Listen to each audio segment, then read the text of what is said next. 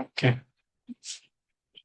ಈ ಇವತ್ತಿನ ತರಗತಿ ಒಳಗಡೆ ನಾವು ಕ್ವಿಸೆಟ್ ಪರೀಕ್ಷೆಯಲ್ಲಿ ಅತ್ಯಂತ ಇಂಪಾರ್ಟೆಂಟ್ ಆಗಿರ್ತಕ್ಕಂಥ ನಾಯಕತ್ವದ ಸಿದ್ಧಾಂತದ ಬಗ್ಗೆ ನೋಡ್ತಾ ಹೋಗೋಣ. ನಾಯಕತ್ವದ ಬಗ್ಗೆ ಇವತ್ತು ನೋಡ್ತಾ ಹೋಗೋಣ. ಇಲ್ಲಿ ನಾಯಕತ್ವ ಅಂತ ಹೇಳಿ ಪ್ರತಿಯೊಂದು ಸಂಸ್ಥೆಗೂ ತನ್ನದೇ ಆಗಿರ್ತಕ್ಕಂಥ ಧ್ಯೇಯೋದ್ದೇಶಗಳಿದ್ದು ಅವುಗಳನ್ನ ಈಡೇರಿಸ್ಕೊಳ್ಳೋದಕ್ಕೆ ಒಂದು ಜವಾಬ್ದಾರಿಯುತವಾಗಿರ್ತಕ್ಕಂಥ ಒಬ್ಬ ನಾಯಕ ಇರಬೇಕು. ಪ್ರತಿಯೊಂದು ಸಂಸ್ಥೆಗೆ ಏನೈತ್ರಿ, ಒಂದು ತನ್ನದೇ ಆಗಿರ್ತಕ್ಕಂಥ ಧ್ಯೇಯೋದ್ದೇಶಗಳಿರ್ತವೆ. ಮತ್ತೆ ಆ ಧ್ಯೇಯೋದ್ದೇಶಗಳನ್ನ ಈಡೇರಿಸ್ಕೊಳ್ಳೋದಕ್ಕೆ ಜವಾಬ್ದಾರಿಯುತವಾಗಿರ್ತಕ್ಕಂಥ ಒಬ್ಬ ನಾಯಕ ಇರಬೇಕು. ಹಾಗಾದ್ರೆ ಈ ನಾಯಕತ್ವದ ಅರ್ಥ ನಾವು ನೋಡ್ತಾ ಹೋದ್ವಿಂದ್ರ, ಈ ನಾಯಕತ್ವ ಅಂದ್ರೆ ಏನು ಅಂತ ನಾವು ನೋಡ್ತಾ ಹೋದ್ವಿಂದ್ರ, ಉತ್ಸಾಹದಿಂದ ನಿಗದಿತ ಉದ್ದೇಶಗಳನ್ನ ಈಡೇರಿಸಲು ಇತರರ ಮನವೊಲಿಸುವ ಸಾಮರ್ಥ್ಯವೇ ನಾಯಕತ್ವ. ಉತ್ಸಾಹದಿಂದ ನಿಗದಿತ ಉದ್ದೇಶಗಳನ್ನ ಈಡೇರಿಸ್ಕೊಳ್ಳೋದಕ್ಕೆ ಇತರರ ಮನವೊಲಿಸುವಂತ ಒಂದು ಸಾಮರ್ಥ್ಯಕ್ಕೆ ನಾವೇನಂತ ಕರಿತೀವ್ರಿ, ನಾಯಕತ್ವ ಅಂತ ಕರಿತೀವ್ರಿ. ಕೂನ್ಸ್ ಮತ್ತು ಡೊನೈಲ್ ರವರು ಹೇಳ್ತಾರ್ರಿ, ಕೂನ್ಸ್ ಮತ್ತು ಡೊನೈಲ್ ರವರು ಹೇಳ್ತಾರೆ, ಸಮಾನ ಉದ್ದೇಶ ಸಾಧನೆಗಾಗಿ ಸಹಕರಿಸುವಂತೆ ಜನರ ಮನವೊಲಿಸುವ ಕಾರ್ಯವನ್ನ ನಾಯಕತ್ವ ಅಂತ ಕರೀತಾರೆ. ನೆನಪಿಟ್ಕೋರಿ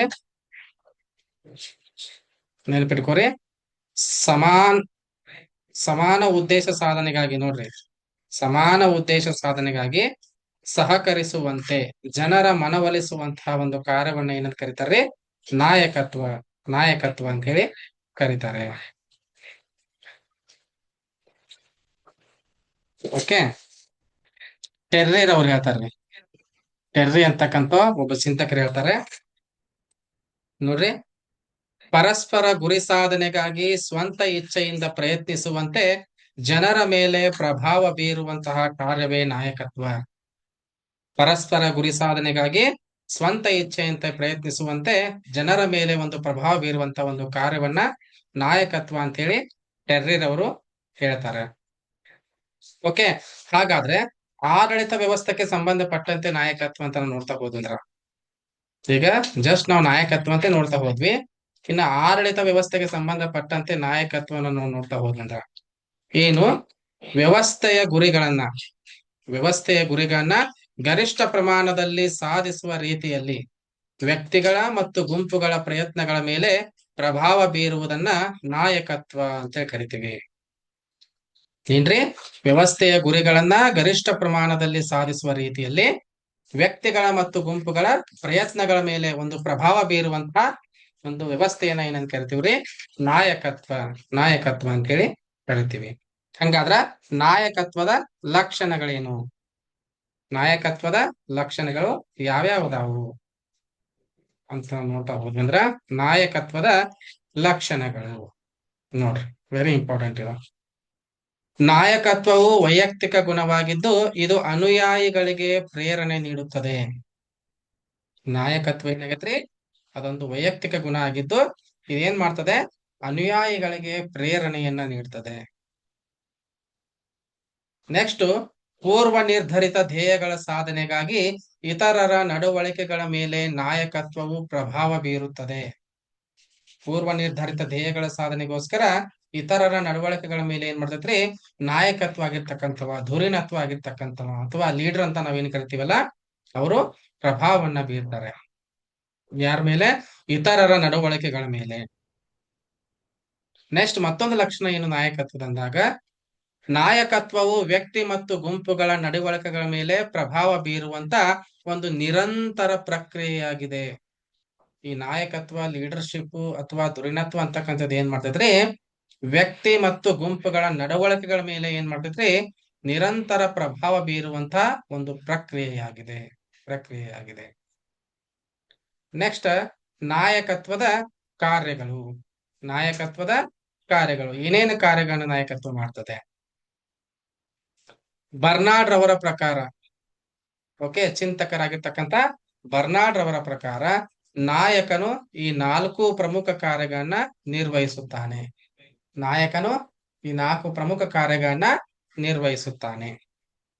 ಒಂದನೇದು ಗುರಿಗಳನ್ನ ಸಾಧಿಸ್ತಕ್ಕಂಥದ್ದು. ಎರಡನೇದು ಸಾಧನೆಗಳ ನಿರ್ವಹಣೆ. ಮೂರನೇದು ಕಾರ್ಯವಿಧಾನವನ್ನ ನಿಯಂತ್ರಿಸುವುದು. ಕಾರ್ಯವಿಧಾನವನ್ನ ನಿಯಂತ್ರಿಸುವುದು.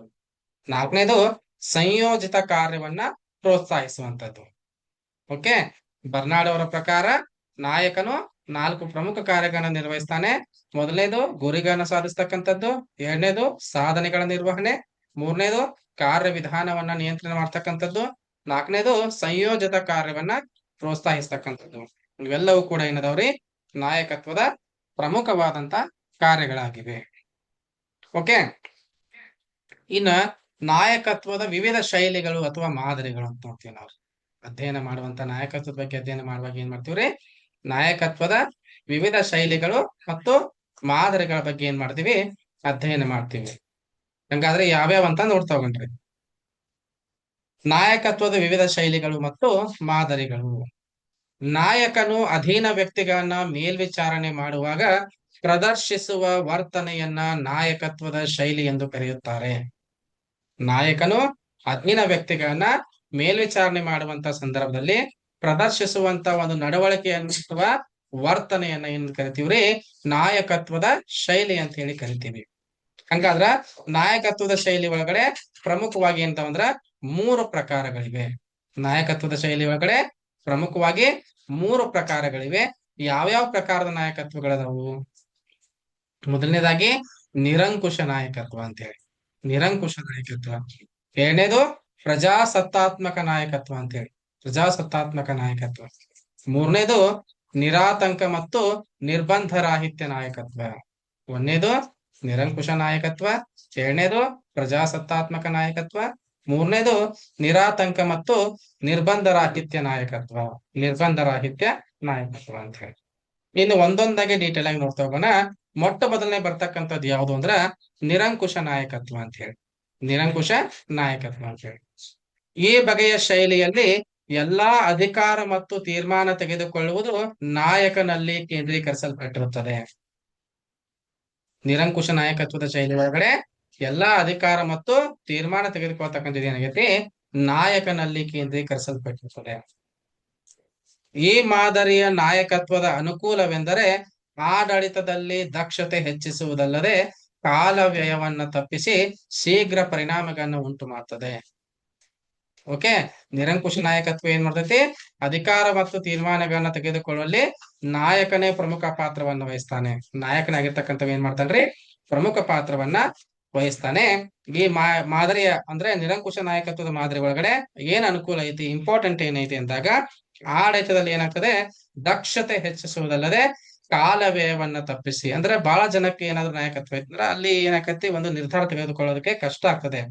ಹಾಗಾಗಿ ನಿರಂಕುಶ ನಾಯಕತ್ವ ಐತಂದ್ರೆ ಇಲ್ಲಿ ಕಾಲ ವ್ಯಯವನ್ನ ತಪ್ಪಿಸಿ ಶೀಘ್ರ ಪರಿಣಾಮಗಳನ್ನ ಏನ್ ಮಾಡ್ಬೋದ್ರಿ, ಉಂಟು ಮಾಡೋದಕ್ಕೆ ಅವಕಾಶ ಇದೆ.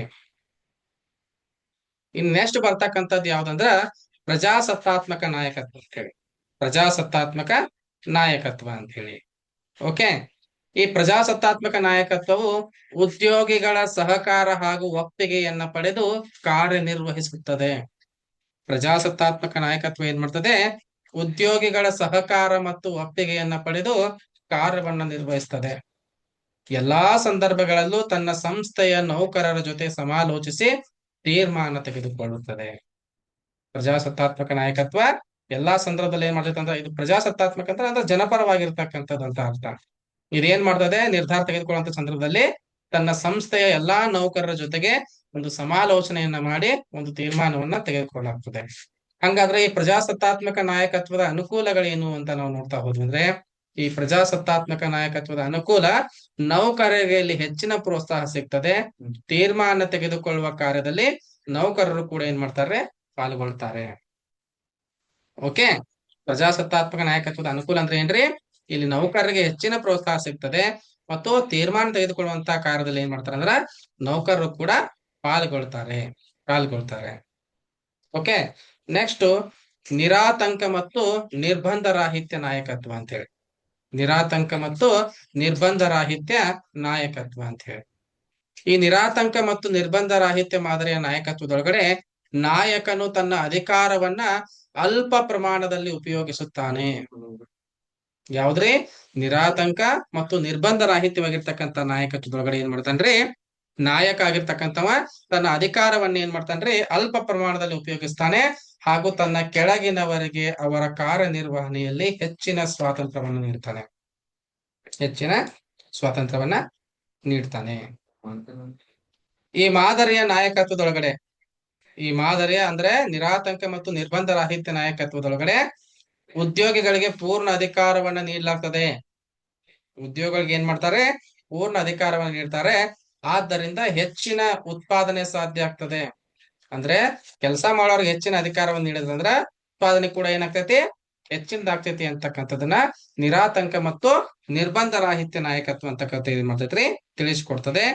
ಓಕೆ, ಈ ಮೇಲಿನ ಎಲ್ಲಾ ನಾಯಕತ್ವಗಳನ್ನ ನಾವು ಗಮನಿಸಿದಾಗ, ಈ ಮೂರು ಮಾದರಿ ನಾಯಕತ್ವಗಳನ್ನ ನೋಡಿದ್ವಲ್ಲ, ಈ ಮೂರೂ ಮಾದರಿ ನಾಯಕತ್ವಗಳನ್ನ ಗಮನಿಸಿದಾಗ ನಮಗೆ ತಿಳಿತಕ್ಕಂತ ಒಂದು ಪ್ರಮುಖವಾದ ಅಂಶ ಏನು ಅಂದಾಗ, ಈ ಮೂರೂ ಮಾದರಿ ಒಳಗಡೆ ಪ್ರಜಾಸತ್ತಾತ್ಮಕ ನಾಯಕತ್ವದ ಮಾದರಿ ಏನೈತ್ಲ ಅತ್ಯಂತ ಉತ್ತಮವಾಗಿರ್ತಕ್ಕಂಥದ್ದು ಅಂತ ಹೇಳಿ ನಮ್ಗೆ ಅರ್ಥ ಆಗ್ತದೆ. ಓಕೆ, ಹಂಗಾದ್ರ ನಾಯಕತ್ವದ ಸಿದ್ಧಾಂತಗಳು, ನಾವು ನಾಯಕತ್ವದ ಮಾದರಿಗಳನ್ನ ನೋಡಿದ್ವಿ ಇಲ್ಲಿ ತನಕ ಏನ್ ಮಾಡಿದಿವ್ರಿ, ನಾಯಕತ್ವದ ಮಾದರಿಗಳನ್ನ ನೋಡಿದ್ವಿ. ಈಗ ನಾಯಕತ್ವದ ಸಿದ್ಧಾಂತಗಳನ್ನ ನೋಡ್ತಾ ಹೋಗ್ರಿ, ಏನು ಸಿದ್ಧಾಂತಗಳದಾವ ಅಂತೇಳಿ. ಅತ್ಯಂತ ಇಂಪಾರ್ಟೆಂಟ್ ಆಗಿರ್ತಕ್ಕಂಥದ್ದು ಮೊದಲನೇದು ಯಾವ್ದಂದ್ರ ಧುರೀಣತ್ವದ ಸ್ವಭಾವ ಅಥವಾ ವಿಶಿಷ್ಟ ಗುಣ ಸಿದ್ಧಾಂತ. ಧುರೀಣತ್ವ ಅಂದ್ರೇನು ಒಂದೇ, ನಾಯಕತ್ವ ಅಂದ್ರೇನು ಒಂದೇ. ಅಂದ್ರೆ ನಾಯಕತ್ವದ ಸ್ವಭಾವ ಅಥವಾ ವಿಶಿಷ್ಟ ಗುಣ ಸಿದ್ಧಾಂತ ಅಂತೇಳಿ. ಈ ಧುರೀಣತ್ವದ ಸ್ವಭಾವ ಅಥವಾ ವಿಶಿಷ್ಟ ಗುಣ ಸಿದ್ಧಾಂತವು ವ್ಯಕ್ತಿಯ ಕೆಲವು ಹುಟ್ಟು ಗುಣಗಳೇ ಆತನನ್ನ ಒಬ್ಬ ನಾಯಕನನ್ನಾಗಿ ರೂಪಿಸುತ್ತವೆ ಅಂತ ತಿಳಿಸ್ತದೆ. ಅಂದ್ರೆ ವ್ಯಕ್ತಿಯ ಹುಟ್ಟು ಗುಣಗಳಿರ್ತಾವಲ್ಲ, ಆ ಗುಣಗಳೇ ಆತನನ್ನ ಏನ್ ಮಾಡ್ತಾವ್ರಿ ಒಬ್ಬ ಶ್ರೇಷ್ಠ ನಾಯಕನನ್ನಾಗಿ ರೂಪಿಸ್ತವೆ ಅಂತ ಹೇಳಿ ಈ ಧುರೀಣತ್ವದ ಸಿದ್ಧಾಂತ, ನಾಯಕತ್ವದ ಸ್ವಭಾವ ಸಿದ್ಧಾಂತ ತಿಳಿಸ್ಕೊಡ್ತದೆ. ಆದರೆ ವರ್ತನಾ ಮನೋವಿಜ್ಞಾನಿಗಳು ಈ ವಾದವನ್ನ ಒಪ್ಪೋದಿಲ್ಲ. ಯಾವ ವಾದವನ್ನ? ವ್ಯಕ್ತಿಯ ಹುಟ್ಟು ಗುಣಗಳು ಅವನನ್ನ ಒಬ್ಬ ವ್ಯಕ್ತಿಯ ಒಳ್ಳೆಯ ನಾಯಕನನ್ನಾಗಿ ರೂಪಿಸ್ತವೆ ಅಂತಕ್ಕಂಥ ಒಂದು ವಾದವನ್ನ ಏನ್ ಮಾಡಂಗಿಲ್ಲ ಈ ಮನೋವಿಜ್ಞಾನಿಗಳು ಒಪ್ಪೋದಿಲ್ಲ. ಯಾಕಂತ ಹೇಳಿದ್ರೆ ನಾಯಕತ್ವದ ಎಲ್ಲಾ ಲಕ್ಷಣಗಳು ಅಥವಾ ಗುಣಗಳು ಹುಟ್ಟಿನಿಂದ ಬರೋದಿಲ್ಲ, ಕೆಲವನ್ನ ಕಲಿಯುತ್ತಾ ಕೆಲವನ್ನ ಅನುಭವದಿಂದ ಪಡೆಯಬಹುದು ಅಂತಕ್ಕಂಥದನ್ನ ಮನೋವಿಜ್ಞಾನಿಗಳು ಹೇಳ್ತಾರೆ. ಓಕೆ, ನಿಮಗೆ ಇಲ್ಲಿ ಕೇಳ್ಬೋದು ಏನಂತ ಹೇಳಿ, ಧುರೀಣತ್ವದ ನಾಯಕತ್ವದ ಏನ್ರಿ ಸ್ವಭಾವ ಸಿದ್ಧಾಂತವನ್ನ, ವಿಶಿಷ್ಟ ಗುಣ ಸಿದ್ಧಾಂತವನ್ನ ಯಾವ ಕಾರಣಕ್ಕೋಸ್ಕರ ಮನೋವಿಜ್ಞಾನಿಗಳು ಒಪ್ಪುವುದಿಲ್ಲ ಅಂತೇಳಿ ಕೆಳಗೆ ಒಂದ್ 4 ಕಾರಣಗಳನ್ನು ಕೊಡ್ತಾರೋ. ಒಂದ್ ಸರಿ ಇರ್ತಾವ, ಉಳಿದಿದ್ದು 3 ತಪ್ಪಿರ್ತಾವ. ಅವಾಗ ನಾವು ನೆನ್ಪಿಟ್ಕೋಬೇಕ್ರಿ, ಯಾವ್ದು ಸರಿಯಾದ ಉತ್ತರ ಅಂದ್ರ ನಾಯಕತ್ವದ ಎಲ್ಲಾ ಲಕ್ಷಣಗಳು ಅಥವಾ ಗುಣಗಳು ಹುಟ್ಟಿನಿಂದ ಬರುವುದಿಲ್ಲ, ಕೆಲವನ್ನ ಕಲಿಯುತ್ತಾ ಮತ್ತು ಕೆಲವನ್ನ ಅನುಭವದಿಂದ ಪಡೆಯಬಹುದು ಅಂತಕ್ಕಂಥ ಮಾತನ್ನ ಮನೋವಿಜ್ಞಾನಿಗಳು ಹೇಳ್ತಾ ಏನ್ ಮಾಡ್ತಾರೆ, ಧುರೀಣತ್ವದ ಸ್ವಭಾವ ಅಥವಾ ವಿಶಿಷ್ಟ ಗುಣ ಸಿದ್ಧಾಂತ ಅಂದ್ರೆ ವ್ಯಕ್ತಿಯ ಹುಟ್ಟು ಗುಣಗಳದಾವಲ್ಲ, ಅವು ಆತನನ್ನ ಒಬ್ಬ ಶ್ರೇಷ್ಠ ನಾಯಕನನ್ನಾಗಿ ಮಾಡ್ತವೆ ಅಂತಕ್ಕಂಥ ಒಂದು ವಿಚಾರವನ್ನ ಅವ್ರು ಏನ್ ಮಾಡಂಗಿಲ್ಲ, ಒಪ್ಪೋದಿಲ್ಲ. ಓಕೆ, ಇನ್ ನೆಕ್ಸ್ಟ್ ಬರ್ತಕ್ಕಂಥದ್ದು ನೋಡ್ತಾ ಹೋದ್ವಿ ಅಂದ್ರ ಎಚ್.ಸಿ. ವಾರನ್ ಅವರ ಪ್ರಕಾರ ಕೆಲವರ ನಡಾವಳಿ ಎಂದರೆ ಅಧಿಕಾರ ಅಥವಾ ಪ್ರಾಬಲ್ಯ ಹೊಂದುವ ಮನೋಭಾವ ಬೇರೆಯವರಿಗಿಂತ ಶ್ರೇಷ್ಠವಾಗಿರುತ್ತದೆ. ಹೀಗೆ ಧುರೀಣತ್ವವು ಅವರ ಮನೋಭಾವನೆಗಳನ್ನ ಆಧರಿಸಿರುತ್ತದೆ ಎಂದು ಹೇಳಿದ್ದಾರೆ. ಎಚ್.ಸಿ. ವಾರನ್ ಅವರ ಪ್ರಕಾರ ಕೆಲವರ ನಡಾವಳಿ ಅಂದರೆ ಅಧಿಕಾರ ಅಥವಾ ಪ್ರಾಬಲ್ಯ ಹೊಂದತಕ್ಕಂತ ಮನೋಭಾವ ಏನೈತ್ರಿ ಬೇರೆಯವರಿಗಿಂತ ಏನಾಗಿರ್ತದೆ, ಶ್ರೇಷ್ಠವಾಗಿರ್ತದೆ. ಹಾಗಾಗಿ ಧುರೀಣತ್ವ ಏನ್ ಮಾಡಂಗಿಲ್ಲ, ಅವರ ಮನೋಭಾವನೆಗಳನ್ನ ಆಧರಿಸಿರ್ತದೆ ಅಂತ ಹೇಳಿ ಅವರು ಹೇಳ್ತಾರೆ. ಓಕೆ, ನೆಕ್ಸ್ಟ್ ಬರ್ತಕ್ಕಂಥದ್ದು ಯಾವ್ದಂದ್ರ ಧುರೀಣತ್ವದ ವರ್ತನಾ ಸಿದ್ಧಾಂತ ಅಥವಾ ನಡವಳಿಕೆ ಸಿದ್ಧಾಂತ ಅಂತ ಹೇಳಿ. ಧುರೀಣತ್ವ ಅಂದ್ರೂ ಒಂದೇ, ನಾಯಕತ್ವ ಅಂದ್ರೂ ಒಂದೇ, ನೆನಪಿರ್ಲಿ ನಮ್ಗೆ. ಓಕೆ, ನಾಯಕತ್ವದ ವರ್ತನ ಅಥವಾ ನಡವಳಿಕೆ ಸಿದ್ಧಾಂತ ಅಂತ ಹೇಳಿ. ವರ್ತನಾ ಸಿದ್ಧಾಂತವು ಧುರೀಣತ್ವದ ಅಥವಾ ನಾಯಕತ್ವದ ಸ್ವಭಾವ ಸಿದ್ಧಾಂತಕ್ಕೆ, ಹುಟ್ಟು ಗುಣ ಸಿದ್ಧಾಂತ ಅಂತ ಏನಿಲ್ಲ ನಿಮಗೆ, ಸ್ವಭಾವ ವಿಶಿಷ್ಟ ಗುಣ ಸಿದ್ಧಾಂತ ಅಂತ ಏನಿಲ್ಲ, ಆ ಸಿದ್ಧಾಂತಕ್ಕೆ ವಿರುದ್ಧವಾದದ್ದು. ವರ್ತನಾ ಸಿದ್ಧಾಂತ ನಾಯಕತ್ವದ ವರ್ತನಾ ಸಿದ್ಧಾಂತ ನಾಯಕತ್ವದ ವಿಶಿಷ್ಟ ಗುಣ ಸಿದ್ಧಾಂತಕ್ಕೆ ಏನೈತ್ರಿ ವಿರುದ್ಧವಾಗಿದೆ ಅಂತ ಹೇಳಿ. ಸಮರ್ಥ ಧುರೀಣತ್ವವು ಪರಿಣಾಮಕಾರಿ ವರ್ತನ ಅಥವಾ ನಡವಳಿಕೆಯ ಮೇಲೆ ಅವಲಂಬಿಸಿದೆ. ಸಮರ್ಥ ಆಗಿರ್ತಕ್ಕಂಥ ಧುರೀಣತ್ವ ಅಥವಾ ನಾಯಕತ್ವ, ಸಮರ್ಥ ನಾಯಕತ್ವ, ದಕ್ಷ ನಾಯಕತ್ವ ಅಂತಕ್ಕಂಥದ್ದು ಏನಿತ್ತಲ್ಲ ಪರಿಣಾಮಕಾರಿ ವರ್ತನೆ ಅಥವಾ ನಡವಳಿಕೆಯ ಮೇಲೆ ಅವಲಂಬಿಸಿದೆ ಅಂತೇಳಿ ಈ ವರ್ತನಾ ಸಿದ್ಧಾಂತ ಹೇಳ್ತದೆ. ಈ ಸಿದ್ಧಾಂತದ ಪ್ರಕಾರ ಧುರೀಣತ್ವವು ವ್ಯಕ್ತಿಯ ಪರಿಣಾಮಕಾರಿ ವರ್ತನೆಯ ಫಲವಾಗಿದೆ.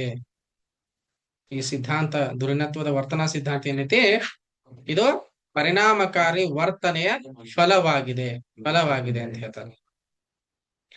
ದ್ವಿತೀಯ ಮಹಾಯುದ್ಧದ ನಂತರ ಯಶಸ್ವಿ ನಾಯಕತ್ವದ ವರ್ತನೆಯನ್ನ ನಿರ್ಧರಿಸುವ ಅಂಶಗಳಾವು ಮತ್ತು ಗುಂಪು ಕಾರ್ಯನಿರ್ವಹಣೆ ಮೇಲೆ ಧುರೀಣತ್ವದ ವಿವಿಧ ಶೈಲಿಗಳು ಹೇಗೆ ಪರಿಣಾಮ ಬೀರುತ್ತವೆ ಎಂಬುದನ್ನ ಕಂಡುಹಿಡಿಯಲಿಕ್ಕೆ ಓಹಿಯೋ ಮತ್ತು ಮಿಚಿಗನ್ ವಿಶ್ವವಿದ್ಯಾಲಯಗಳ ಸಂಶೋಧಕರು ಧುರೀಣತ್ವದ ಅಧ್ಯಯನ ನಡೆಸಿದ್ರು. ಅಂದ್ರೆ ನಾಯಕತ್ವದ ಅಧ್ಯಯನ ನಡೆಸಿದ್ರು. ಯಾವಾಗಂದಾಗ ದ್ವಿತೀಯ ಮಹಾಯುದ್ಧದ ನಂತರ ಯಶಸ್ವಿ ನಾಯಕತ್ವದ ವರ್ತನೆಯನ್ನ ನಿರ್ಧರಿಸುವುದಕ್ಕೆ ಇರ್ತಕ್ಕಂಥ ಅಂಶಗಳು ಯಾವುವು ಮತ್ತು ಗುಂಪು ಕಾರ್ಯನಿರ್ವಹಣೆ ಮೇಲೆ ಧುರೀಣತ್ವದ ವಿವಿಧ ಶೈಲಿಗಳು ಹೇಗೆ ಪರಿಣಾಮ ಬೀರುತ್ತವೆ ಅಂತಕ್ಕಂಥದನ್ನ ಕಂಡುಹಿಡಿಯಲಿಕ್ಕೆ ಓಹಿಯೋ ಮತ್ತು ಮಿಚಿಗನ್ ವಿಶ್ವವಿದ್ಯಾಲಯಗಳ ಸಂಶೋಧಕರು ಅಥವಾ ಪ್ರಾಧ್ಯಾಪಕರು ಏನ್ ಮಾಡಿದ್ರೆ ಈ ನಾಯಕತ್ವದ ಒಂದು ಅಧ್ಯಯನವನ್ನ ನಡೆಸಿದ್ರು. ಈ ಅಧ್ಯಯನಗಳಿಂದ ಏನಾಯ್ತು, ಧುರೀಣತ್ವದ 2 ವಿಶಿಷ್ಟ ಶೈಲಿಗಳನ್ನ ಬೆಳಕಿಗೆ ತರಲಾಯ್ತು. ಇದು ಮಿಚಿಗನ್ ಮತ್ತು ಓಹಿಯೋ ವಿಶ್ವವಿದ್ಯಾಲಯಗಳ ಸಂಶೋಧಕರು ಏನ್ ಸಂಶೋಧನೆ ಮಾಡಿದ್ರಲ್ಲ, ಈ ಸಂಶೋಧನೆಯ ಅಧ್ಯಯನದಿಂದ ಏನಾಯ್ತು, ಧುರೀಣತ್ವದ 2 ವಿಶಿಷ್ಟ ಶೈಲಿಗಳನ್ನ ಏನ್ ಮಾಡಿದ್ರು, ಬೆಳಕಿಗೆ ತಂದ್ರು. ಏನನ್ನ ಬೆಳಕಿಗೆ ತಂದ್ರು ಅಂತಂದಾಗ, ಒಂದನೇದು ಉತ್ಪಾದನಾ ಅಥವಾ ಕಾರ್ಯ ದೃಷ್ಟಿಕೋನವುಳ್ಳ ಧುರೀಣತ್ವದ ಶೈಲಿ, ಉತ್ಪಾದನಾ ಅಥವಾ ಕಾರ್ಯ ದೃಷ್ಟಿಕೋನವುಳ್ಳಂತಹ ಧುರೀಣತ್ವದ ಶೈಲಿ ಅಂತ ಹೇಳಿ. ಎರಡನೇದು ಉದ್ಯೋಗ ದೃಷ್ಟಿಕೋನಗಳು ಧುರೀಣತ್ವದ ಶೈಲಿ ಅಂತ ಹೇಳಿ. ಮೊದಲನೇದು ಉತ್ಪಾದನಾ ಅಥವಾ ಕಾರ್ಯ ದೃಷ್ಟಿಕೋನವುಳ್ಳ ಧುರೀಣತ್ವದ ಶೈಲಿ ಅಂತ ಹೇಳಿ. ಎರಡನೇದು ಉದ್ಯೋಗ ದೃಷ್ಟಿಕೋನಗಳ ಧುರೀಣತ್ವದ ಶೈಲಿ ಅಂತ ಹೇಳಿ. ಓಕೆ, ನೆಕ್ಸ್ಟ್ ಬರ್ತಕ್ಕಂಥದ್ದು ಯಾವುದು, ಅನುಷಂಗಿಕ ಅಥವಾ ಸನ್ನಿವೇಶದ ನಾಯಕತ್ವ ಸಿದ್ಧಾಂತ ಅಂತ ಹೇಳಿ. ಅನುಷಂಗಿಕ ಅಥವಾ ಸನ್ನಿವೇಶದ ನಾಯಕತ್ವ ಸಿದ್ಧಾಂತ ಅಂತ ಹೇಳಿ. ಈ ಸಿದ್ಧಾಂತವು ಪ್ರತಿಪಾದಿಸುವುದು ಏನಂತ ಹೇಳಿದ್ರೆ, ನಾಯಕತ್ವದ ಗುಣಗಳು ಸನ್ನಿವೇಶಕ್ಕೆ ತಕ್ಕಂತೆ ಸಂದರ್ಭೋಚಿತವಾಗಿ ಇರ್ತವೆ. ಓಕೆ, ಅನುಷಂಗಿಕ ಮತ್ತು ಸನ್ನಿವೇಶ ಸಿದ್ಧಾಂತದ ಪ್ರಕಾರ ನಾಯಕತ್ವದ ಗುಣಗಳೇನದಾವಲ್ಲ, ಇವು ಸನ್ನಿವೇಶಕ್ಕೆ ತಕ್ಕಂತೆ ಸಂದರ್ಭೋಚಿತವಾಗಿ ಏನ್ ಮಾಡಿರ್ತಾವೋ ಇದ್ದಿರ್ತವೆ. ಅನುಷಂಗಿಕ ಅಥವಾ ಸನ್ನಿವೇಶದ ನಾಯಕತ್ವದ ಸಿದ್ಧಾಂತವನ್ನ ಪ್ರತಿಪಾದಿಸ್ತವ್ರು ಯಾರು ಅಂದ್ರೆ ಎಂ.ಪಿ. ಫಾಲೆಟ್. ಕೇಳ್ತಾರೆ, ಇಂಪಾರ್ಟೆಂಟ್. ಓಕೆ, ಅನುಷಂಗಿಕ ಅಥವಾ ಸನ್ನಿವೇಶದ ನಾಯಕತ್ವದ ಸಿದ್ಧಾಂತವನ್ನ ಪ್ರತಿಪಾದಿಸಿದವರು ಈ ಕೆಳಗಿನವರು ಯಾರು ಅಂತ ಕೇಳ್ತಾರೆ. ನೆನಪಿರ್ಲಿ, ಎಂ.ಪಿ. ಫಾಲೆಟ್ ಅವರು. ಓಕೆ, ನೆಕ್ಸ್ಟ್ ಬರ್ತಕ್ಕಂಥದ್ದು ಯಾವ್ದಂದ್ರ ವರ್ಚಸ್ಸಿನ ನಾಯಕತ್ವದ ಸಿದ್ಧಾಂತ. ವೆರಿ ವೆರಿ ಇಂಪಾರ್ಟೆಂಟ್ ಇದು ನಿಮ್ಗೆ ಪರೀಕ್ಷಾ ದೃಷ್ಟಿಯಿಂದ. ಏನು, ವರ್ಚಸ್ಸಿನ ನಾಯಕತ್ವದ ಸಿದ್ಧಾಂತ ಅಂತೇಳಿ. ಯಾವೊಬ್ಬ ವ್ಯಕ್ತಿಯು ತನ್ನ ವರ್ಚಸ್ಸಿನ ಮೂಲಕ ಧೈರ್ಯ ಹಾಗೂ ಕ್ರಿಯಾಶೀಲ ಕಾರ್ಯ ಚಟುವಟಿಕೆಗಳಿಂದ ಜನರಿಗೆ ಆಕರ್ಷಿತನಾಗುತ್ತಾನೋ ಅವನು ನಾಯಕತ್ವದ ಗುಣವನ್ನು ಹೊಂದಿರುತ್ತಾನೆ. ಏನ್ರಿ, ಯಾವೊಬ್ಬ ವ್ಯಕ್ತಿ ತನ್ನ ವರ್ಚಸ್ಸಿನ ಮೂಲಕ ಧೈರ್ಯ ಹಾಗೂ ಕ್ರಿಯಾಶೀಲ ಚಟುವಟಿಕೆಗಳಿಂದ ಜನರಿಗೆ ಆಕರ್ಷಿತನಾಗಿರ್ತಾನಲ್ಲ, ಆತ ಏನಾಗಿರ್ತಾನೋ ನಾಯಕತ್ವದ ಗುಣ ಹೊಂದಿರ್ತಾನೆ. ಫಾರ್ ಎಕ್ಸಾಂಪಲ್ ನೋಡ್ರಿ, ವರ್ಚಸ್ಸು, ಧೈರ್ಯ ಅಥವಾ ಕ್ರಿಯಾಶೀಲ ಕಾರ್ಯಗಳನ್ನು ಯಾರ್ಯಾರು ಮಾಡಿದ್ರು ಇಂಡಿಯಾದಿಂದ ಒಂದು 2-3 ಹೆಸರುಗಳನ್ನ ನಾವು ನೋಡ್ತಾ ಹೋದಾಗ ಸ್ವಾಮಿ ವಿವೇಕಾನಂದರು, ಎಂ.ಕೆ. ಗಾಂಧಿ ಅವರು ಮತ್ತು ಡಾಕ್ಟರ್ ಬಿ.ಆರ್. ಅಂಬೇಡ್ಕರ್ ಏನ್ ಮಾಡಿದ್ರು ಅಂದ್ರ ತಮ್ಮ ವರ್ಚಸ್ಸಿನ ಮೂಲಕ, ತಮ್ಮ ಧೈರ್ಯದ ಮೂಲಕ, ತಮ್ಮ ಕ್ರಿಯಾಶೀಲ ಚಟುವಟಿಕೆಗಳ ಮೂಲಕ ಏನಾಗಿದ್ರು ಅಂದ್ರ ಜನರಿಗೆ ಆಕರ್ಷಿತರಾಗಿದ್ದು ಒಂದು ನಾಯಕತ್ವದ ಗುಣವನ್ನ ಹೊಂದಿದ್ರು. ಇವರೆಲ್ಲ ಎದಕ್ ಉದಾಹರಣೆ ಆಗ್ತಾರ ಅಂದ್ರ ವರ್ಚಸ್ಸಿನ ನಾಯಕತ್ವದ ಸಿದ್ಧಾಂತಕ್ಕೆ ಇವರೆಲ್ಲರೂ ಕೂಡ ಉದಾಹರಣೆ ಆಗ್ತಾರೆ. ಈಗ ನರೇಂದ್ರ ಮೋದಿ ಅವರು ಕೂಡ ಅಂತ ಹೇಳ್ಬೋದು ನೀವು, ಸಿದ್ದರಾಮಯ್ಯ ಅಂತ ಕೂಡ ಈಗಿನ ಕಾಲದಲ್ಲಿ ಹೇಳ್ಬಹುದು, ಎಚ್.ಡಿ.ಕೆ ಅವರ ಆದಿಯಾಗಿ. ಓಕೆ, ನೆಕ್ಸ್ಟ್ ಬರ್ತಕ್ಕಂಥದ್ದು ಯಾವ್ದಂದ್ರ ಧುರೀಣತ್ವದ ನಿರ್ವಹಣಾ ಚೌಕಟ್ಟು ಸಿದ್ಧಾಂತ ಅಥವಾ ನಾಯಕತ್ವದ ನಿರ್ವಹಣಾ ಚೌಕಟ್ಟು ಸಿದ್ಧಾಂತ ಅಂತ ಹೇಳಿ. ಓಕೆ, ಈ ನಾಯಕತ್ವದ ನಿರ್ವಹಣಾ ಚೌಕಟ್ಟು ಸಿದ್ಧಾಂತವನ್ನ ಏನ್ ಮಾಡ್ತಾರೆ, 1964ರಲ್ಲಿ ಮನೋವಿಜ್ಞಾನಿಗಳಾಗಿರ್ತಕ್ಕಂಥ ರಾಬರ್ಟ್ ಬ್ಲೇಕ್ ಮತ್ತು ಜೇನ್ ಮೌಂಟನ್ ಅಂತಕ್ಕಂಥವ್ರು ಏನ್ ಮಾಡ್ತಾರೆ ಅಂದ್ರೆ ಅಭಿವೃದ್ಧಿ ಪಡಿಸ್ತಾರೆ. ಯಾರೇ 1964ರಲ್ಲಿ ಮನೋವಿಜ್ಞಾನಿಗಳಾಗಿರ್ತಕ್ಕಂಥ ರಾಬರ್ಟ್ ಬ್ಲೇಕ್ ಮತ್ತು ಜಿನ್ ಮೌಂಟನ್ ಅಂತಕ್ಕಂಥವ್ರು ಏನ್ ಮಾಡ್ತಾರೆ ಅಂದ್ರೆ ಅಭಿವೃದ್ಧಿ ಪಡಿಸ್ತಾರೆ. ಹಂಗಾದ್ರೆ ಇವರು ಗುರುತಿಸಿರ್ತಕ್ಕಂಥ ಧುರೀಣತ್ವದ 2 ಪ್ರಮುಖ ಶೈಲಿಗಳು ಯಾವ್ಯಾವ ಶೈಲಿಗಳನ್ನ ಇವ್ರು ಗುರುತಿಸ್ತಾರೆ, ಯಾರು, ರಾಬರ್ಟ್ ಬ್ಲೇಕ್ ಮತ್ತು ಜೈನ್ ಮೌಂಟನ್ ಅವರು. ಯಾವಾಗ 1964ರಾಗ ಇದನ್ನ ಅಭಿವೃದ್ಧಿ ಪಡಿಸ್ತಾರಲ್ಲ, ಇದ್ರ ಒಳಗಡೆ ಅವರು ಏನ್ ಮಾಡ್ತಾರಂದ್ರೆ ಗುರುತಿಸಿರ್ತಕ್ಕಂಥ 2 ಪ್ರಮುಖ ಶೈಲಿಗಳನ್ನ ನಾವು ನೋಡ್ತಾ ಹೋದ್ವಿ ಅಂದ್ರೆ, ಮೊದಲನೇದು ಜನರ ಬಗ್ಗೆ ಆಸಕ್ತಿ ಉಳ್ಳಂತ ನಾಯಕತ್ವ ಅಂತೇಳಿ. ಒಂದನೇದು ಜನರ ಬಗ್ಗೆ ಆಸಕ್ತಿ ಉಳ್ಳಂತ ನಾಯಕತ್ವ. ಎರಡನೇದು ಉತ್ಪಾದನೆ ಬಗ್ಗೆ ಏನ್ ಮಾಡಿದ್ರಿ, ಕಾಳಜಿ ಉಳ್ಳಂತ ನಾಯಕತ್ವ. ಒಂದನೇದು ಜನರ ಬಗ್ಗೆ ಆಸಕ್ತಿ ಉಳ್ಳಂತ ನಾಯಕತ್ವ. ಎರಡನೇದು ಉತ್ಪಾದನೆ ಬಗ್ಗೆ ಏನೈತ್ರಿ, ಕಾಳಜಿ ಉಳ್ಳಂತ ನಾಯಕತ್ವ. ಓಕೆ, ಇದೇನ್ ಹೇಳ್ತದೆ, ಇದು ಯಾವ್ದಂದ್ರ ಧುರೀಣತ್ವದ ಎರಡು ಪ್ರಮುಖ ಶೈಲಿಗಳನ್ನ ರಾಬರ್ಟ್ ಬ್ಲೇಕ್ ಮತ್ತು ಜೇನ್ ಮೋಟನ್ ಅವ್ರು ಏನ್ ಮಾಡ್ತಾರೆ, ತಿಳಿಸಿ ಕೊಡ್ತಾರೆ. ಓಕೆ, ನೆಕ್ಸ್ಟ್ ರೆನಿಸ್ ಲಿಕರ್ಸ್ ರ ಧುರೀಣತ್ವದ ಸಿದ್ಧಾಂತ. ರೆನಿಸ್ ಲಿಕರ್ಸ್ ಅವರ ಧುರೀಣತ್ವದ ಸಿದ್ಧಾಂತ ಏನೇ ರೆನಿಸ್ ಲಿಕರ್ಸ್ ಅವರು ಹೇಳ್ತಾರೆ ನೋಡ್ತವ್ರಂದ್ರ, ರೆನಿಸ್ ಲಿಕರ್ಸ್ ರವರು ಧುರೀಣತ್ವದ ನಮೂನೆಗಳನ್ನ ಉದ್ಯೋಗ ಮತ್ತು ಉದ್ಯೋಗಿಗಳ ದೃಷ್ಟಿಕೋನದಿಂದ ತಮ್ಮ ಅಧ್ಯಯನದ ನಡೆಸಿದರು. ರೆನಿಸ್ ಲಿಕರ್ಸ್ ಅವರು ಏನ್ ಮಾಡ್ತಾರೆ, ಧುರೀಣತ್ವದ ನಮೂನೆಗಳನ್ನ ಉದ್ಯೋಗ ಮತ್ತು ಉದ್ಯೋಗಿಗಳ ದೃಷ್ಟಿಕೋನದಿಂದ ಏನ್ ಮಾಡ್ತಾರೆ ಅಂದ್ರೆ ತಮ್ಮ ಅಧ್ಯಯನವನ್ನ ನಡೆಸ್ತಾರೆ. ಈ ಅಧ್ಯಯನದಿಂದ ಏನ್ ಮಾಡ್ತಾರೆ, ಅವರು 4 ವ್ಯವಸ್ಥೆಗಳ ಧುರೀಣತ್ವದ ಮಾದರಿಯನ್ನ ರೂಪಿಸಿದ್ದಾರೆ. ರೆನಿಸ್ ಲಿಕರ್ಸ್ ಅವರು ಏನ್ ಮಾಡ್ತಾರೆ, ತಮ್ಮ ಅಧ್ಯಯನದಿಂದ 4 ವ್ಯವಸ್ಥೆಗಳ ಧುರೀಣತ್ವದ ಮಾದರಿಯನ್ನ ರೂಪಿಸ್ತಾರೆ. ಯಾವ ದೃಷ್ಟಿಕೋನದಿಂದ ಅವರು ಒಂದು ಸಂಶೋಧನೆಯನ್ನ ಮಾಡಿದ್ರು, ಅಧ್ಯಯನ ಮಾಡಿದ್ರು ಅಂತಂದಾಗ ಉದ್ಯೋಗ ಮತ್ತು ಉದ್ಯೋಗಿಗಳ ದೃಷ್ಟಿಕೋನದಿಂದ ಮಾಡಿದ್ರು. ಅಧ್ಯಯನದ ನಂತರ ಅವ್ರು ಏನ್ ಮಾಡ್ತಾರಂದ್ರ ಮಾದರಿಗಳನ್ನ ರೂಪಿಸ್ತಾರೆ, ಮಾದರಿಗಳನ್ನ ನಿರೂಪಿಸ್ತಾರೆ. ಯಾವ್ಯಾವ ಮಾದರಿ, ಅದರ ವ್ಯವಸ್ಥೆ 1 ಅಂತ ಹೇಳ್ತಾರೆ, ಅಧಿಕಾರಯುತ ಅಥವಾ ದಬ್ಬಾಳಿಕೆಯ ಮತ್ತು ಶೋಷಣೆಯ ಧುರೀಣತ್ವ. ಅಧಿಕಾರಯುತ ಅಥವಾ ದಬ್ಬಾಳಿಕೆಯ ಮತ್ತು ಶೋಷಣೆಯ ಧುರೀಣತ್ವ. ಎರಡನೇ ವ್ಯವಸ್ಥೆ ಅಂತ ಹೇಳ್ತಾರೆ, ವ್ಯವಸ್ಥೆ 2 ಅಂತ ಹೇಳ್ತಾರೆ, ಉಪಕಾರ ಬುದ್ಧಿಯ ವಿಶ್ವಾಸದ ಅಧಿಕಾರಯುತ ಧುರೀಣತ್ವ ಅಥವಾ ನಾಯಕತ್ವ. ಒಂದನೇದು ದಬ್ಬಾಳಿಕೆ ಅಥವಾ ಶೋಷಣೆಯ ನಾಯಕತ್ವ, ಎರಡನೇದು ಉಪಕಾರ ಬುದ್ಧಿಯ ಅಥವಾ ವಿಶ್ವಾಸದ ಅಧಿಕಾರಯುತ ನಾಯಕತ್ವ ಅಂತ ಹೇಳಿ. ಮೂರನೇದು ಸಮಾಲೋಚನೆ ನಾಯಕತ್ವ, ಸಮಾಲೋಚನೆ ಮಾಡ್ತಕ್ಕಂಥದ್ದು, ಎಲ್ಲರೂ ಕೂತ್ಕೊಂಡು ಸಮಾಲೋಚನೆ ನಾಯಕತ್ವ. 4ನೇ ವ್ಯವಸ್ಥೆ ಯಾವ್ದಂದಾಗ ಸಹಭಾಗಿ ಸಮೂಹ ಧುರೀಣತ್ವ ಅಥವಾ ನಾಯಕತ್ವ. ಸಹಭಾಗಿ ಸಮೂಹ ನಾಯಕತ್ವ ಅಂದ್ರೆ ಎಲ್ಲರೂ ಭಾಗವಹಿಸಿ ಮಾಡ್ತಕ್ಕಂಥ ಒಂದು ನಾಯಕತ್ವ ಅಂತೇಳಿ. ಓಕೆ, ನೆಕ್ಸ್ಟ್ ಕ್ರಿಸ್ ಅಗ್ರೆರಿಸ್ ಹೇಳುವಂತೆ ಆಧುನಿಕ ಸಂಘಟನೆಯ ಏಕ ಆದೇಶ, ನಿಯಂತ್ರಣ ವ್ಯಾಪ್ತಿ, ತಜ್ಞತೆ ಮುಂತಾದ ಸಂಘಟನೆಯ ತತ್ವಗಳು ಸಹಭಾಗಿತ್ವದ ಧುರೀಣತ್ವಕ್ಕೆ ಏನಾಗ್ಯಾವ್ರಿ, ಅಸಂಬದ್ಧ ಎನಿಸಿವೆ. ಕ್ರಿಸ್ ಅಗ್ರೆರಿಸ್ ಹೇಳ್ತಾರೆ ಏನಂತ ಹೇಳಿ, ಆಧುನಿಕ ಸಂಘಟನೆಯ ಏಕ ಆದೇಶ, ನಿಯಂತ್ರಣ ವ್ಯಾಪ್ತಿ, ತಜ್ಞತೆ ಮುಂತಾದ ಸಂಘಟನೆ ತತ್ವಗಳಿದ್ದಾವಲ್ಲ, ಇವು ಸಹಭಾಗಿತ್ವದ ಧುರೀಣತ್ವಕ್ಕೆ ಅಥವಾ ನಾಯಕತ್ವಕ್ಕೆ ಏನಾಗ್ಯಾವ್ರಿ, ಅಸಂಬದ್ಧ ಎನಿಸಿವೆ. ಓಕೆ, ನೆಕ್ಸ್ಟ್ ಬರ್ತಕ್ಕಂಥದ್ದು ಯಾವುದು, ಧುರೀಣತ್ವದ ಆಕಸ್ಮಿಕ ಅಥವಾ ಸನ್ನಿವೇಶ ಸಿದ್ಧಾಂತ. ಧುರೀಣತ್ವದ ಆಕಸ್ಮಿಕ ಅಥವಾ ಸನ್ನಿವೇಶದ ಸಿದ್ಧಾಂತ ಅಂತ ಹೇಳಿ. ಈ ಸಿದ್ಧಾಂತದ ಪ್ರಕಾರ ಧುರೀಣನ ಯಶಸ್ಸು ಸನ್ನಿವೇಶವನ್ನ ಅವಲಂಬಿಸಿದೆ. ಧುರೀಣತ್ವದ ಆಕಸ್ಮಿಕ ಅಥವಾ ಸನ್ನಿವೇಶ ಸಿದ್ಧಾಂತದ ಪ್ರಕಾರ ಈ ನಾಯಕನ ಯಶಸ್ಸು ಅಂತಕ್ಕಂಥದ್ದು ಏನ ಅವಲಂಬಿಸೈತ್ರಿ, ಸನ್ನಿವೇಶವನ್ನ ಅವಲಂಬಿಸಿದೆ. ನಾಯಕತ್ವ ಏನಾಗೈತ್ರಿ, ಸನ್ನಿವೇಶದ ಫಲವಾಗಿದೆ. ನಾಯಕತ್ವದ ಆಕಸ್ಮಿಕ ಅಥವಾ ಸನ್ನಿವೇಶ ಸಿದ್ಧಾಂತ ಏನ್ ಹೇಳ್ತೈತ್ರಿ, ಈ ಧುರೀಣ ಅಥವಾ ನಾಯಕನ ಯಶಸ್ಸು ಏನೈತಲ್ಲ, ಇದು ಅವನ ಸನ್ನಿವೇಶವನ್ನ ಅವಲಂಬಿಸಿದೆ. ಈ ನಾಯಕತ್ವ ಏನೈತಿ, ಸನ್ನಿವೇಶದ ಫಲವಾಗಿದೆ ಅಂತ ಹೇಳ್ತಾರೆ. ಈ ಸಿದ್ಧಾಂತದ ಮೂಲ ವಿಚಾರವೇನೆಂದರೆ, ಓರ್ವ ಯಶಸ್ವಿ ಧುರೀಣನು ಅಥವಾ ನಾಯಕನು ಸಂದರ್ಭಕ್ಕೆ ತಕ್ಕಂತೆ ಹೊಂದಾಣಿಕೆಯ ಗುಣವನ್ನ ಹಾಗೂ ನಮ್ರತೆಯನ್ನ ಹೊಂದಿರಬೇಕು. ನಾಯಕತ್ವದ ಆಕಸ್ಮಿಕ ಅಥವಾ ಸನ್ನಿವೇಶ ಸಿದ್ಧಾಂತದ ಪ್ರಕಾರ ಒಬ್ಬ ಯಶಸ್ವಿ ನಾಯಕ ಇರ್ತಾನಲ್ಲ, ಅವ ಏನ್ ಮಾಡ್ತಾನ್ರಿ, ಸಂದರ್ಭಕ್ಕೆ ತಕ್ಕಂತೆ ಹೊಂದಾಣಿಕೆ ಗುಣವನ್ನ ಮತ್ತು ನಮ್ರತೆಯನ್ನ ಹೊಂದಿರಬೇಕು. ಸನ್ನಿವೇಶ ಬದಲಾದಂತೆ ಧುರೀಣತ್ವದ ಶೈಲಿಯು ಬದಲಾಗಬೇಕೆಂದು ಈ ಸಿದ್ಧಾಂತ ಹೇಳ್ತದೆ. ಸನ್ನಿವೇಶ ಬದಲಾದಂತೆ ಏನ್ರಿ, ನಾಯಕತ್ವದ ಶೈಲಿ ಕೂಡ ಬದಲಾಗಬೇಕಂತ ಹೇಳಿ ಈ ಧುರೀಣತ್ವದ ಆಕಸ್ಮಿಕ ಅಥವಾ ಸನ್ನಿವೇಶ ಸಿದ್ಧಾಂತ ಏನ್ ಮಾಡ್ತದೆ, ತಿಳಿಸಿಕೊಡ್ತದೆ. ಓಕೆ, ಧುರೀಣತ್ವವು ಬಹುಮುಖಿ ಆಯಾಮವನ್ನ ಹೊಂದಿದೆ. ಈ ಸಿದ್ಧಾಂತದಲ್ಲಿ ಪ್ರಮುಖವಾದವುಗಳೆಂದರೆ ಪಿಡ್ಲರ್ ರವರ ಆಕಸ್ಮಿಕ ಸನ್ನಿವೇಶ ಮಾದರಿಯ ಧುರೀಣತ್ವ, ಹೌಸ್ ರವರ ಮಾರ್ಗ ಗುರಿ ಸಿದ್ಧಾಂತ, ಹರ್ಲೆ ಬ್ಲಾಂಡ್ ರವರ ಚರ್ಚ್ ರವರ ಸನ್ನಿವೇಶ ಸಿದ್ಧಾಂತ ಅಂತ ಹೇಳಿ. ಓಕೆ, ಧುರೀಣತ್ವ ಏನಾಗೈತ್ರಿ, ಬಹುಮುಖಿಯಾಗಿರ್ತಕ್ಕಂತ ಒಂದು ಆಯಾಮವನ್ನು ಹೊಂದಿದೆ.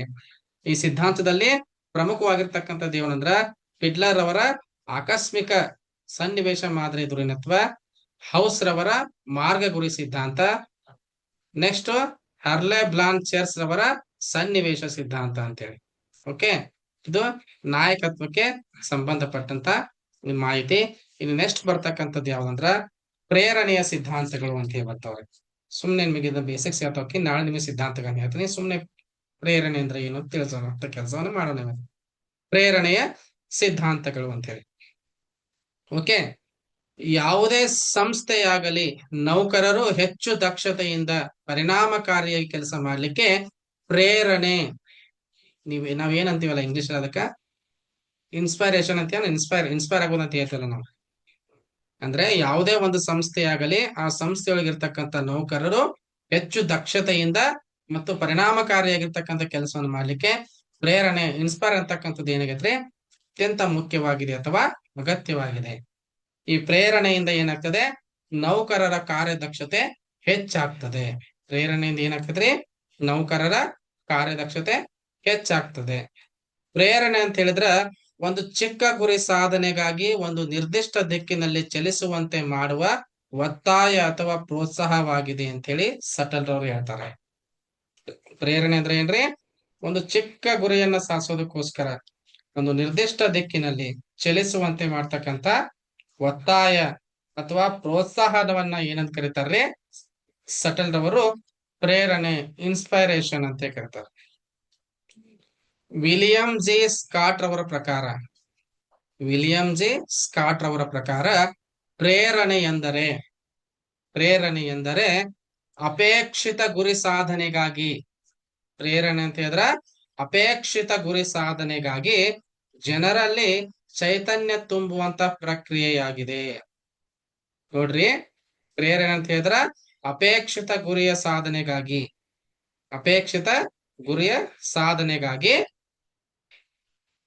ಜನರಲ್ಲಿ ಚೈತನ್ಯ ತುಂಬುವಂತ ಒಂದು ಪ್ರಕ್ರಿಯೆಗೆ, ಏನಂತ ಕರೀತಾರೆ, ಪ್ರೇರಣೆ ಅಂತ ಹೇಳಿ ಕರೀತಾರೆ. ಹಂಗಾದ್ರೆ ಈ ಪ್ರೇರಣೆ ಸಿದ್ಧಾಂತಗಳು ಯಾವ ಅಂತಕ್ಕಂಥ ನಾವು ನೋಡ್ತಾ ಹೋದಂದ್ರ ನೆನಪಿಟ್ಕೋರಿ.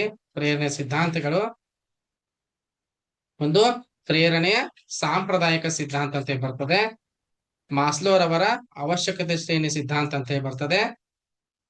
ಓಕೆ, ಹೆಲ್ಸ್ಬರ್ಗ್ ಅವರ 2 ಅಂಶ ಸಿದ್ಧಾಂತ ಅಂತ ಬರ್ತದೆ. ನೆಕ್ಸ್ಟ್ ಈಗ ಬೇರೆ ಬೇರೆ ಆಗಿರ್ತಕ್ಕಂಥ ಸಿದ್ಧಾಂತಗಳು ಬರ್ತಾವು ಮತ್ತು ಪ್ರೇರಣೆ ಅಂಶಗಳು ಬರ್ತಾವು.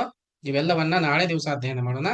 ಇವತ್ತಿಗೆ ನಾಯಕತ್ವದ ಬಗ್ಗೆ ನಾವು ಅಧ್ಯಯನ ಮಾಡಿದೀವಿ. ಪರೀಕ್ಷೆ ಒಳಗಡೆ ನಾಯಕತ್ವದ ಮೇಲೆ, ಧುರೀಣತ್ವದ ಮೇಲೆ ಅಥವಾ ಅದನ್ನ ಲೀಡರ್ಶಿಪ್ ಅಂತ ನಾವು ಇಂಗ್ಲಿಷ್ ಅಲ್ಲಿ ಕರಿತೀವಿ, ಇದ್ರ ಮೇಲೆ ಒಂದು ಪ್ರಶ್ನೆ ಬರ್ತದೆ.